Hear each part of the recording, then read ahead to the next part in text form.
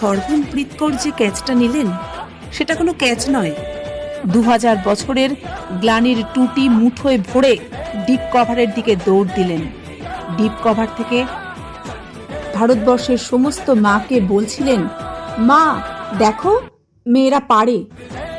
মা, আমাকে একদিন ক্রিকেট মাঠ থেকে তাড়িয়ে দিয়েছিল পাড়ার ছেলেরা, বলেছিল যা উঠোনে বসে পুতুল খেল। মা, আমি সেই উঠোন থেকে উঠে এসেছি আর এক উঠোনে।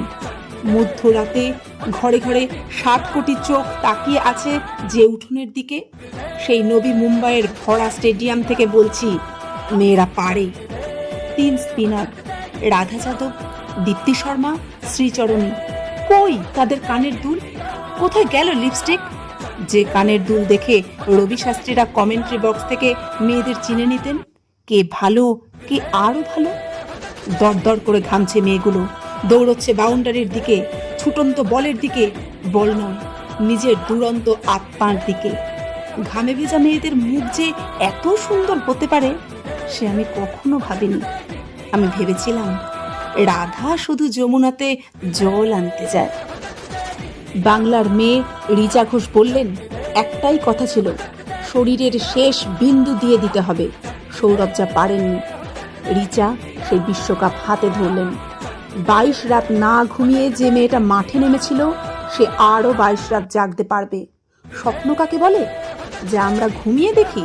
না না না, স্বপ্ন বলে তাকে যা আজীবন ঘুমোতে দেয় না। গত 50 বছরে যত খুন হত্যা হয়েছে তারা আজ বলছে, আমাদের একটা মাঠ দাও, আমাদের একটা বল দাও, আমাদের একটা ব্যাট দাও, আমাদের মেরে ফেলো না, আমরাও পারি।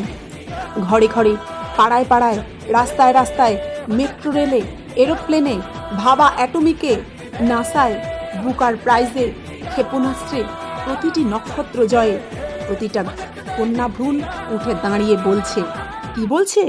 মেয়েরা কি বলছে?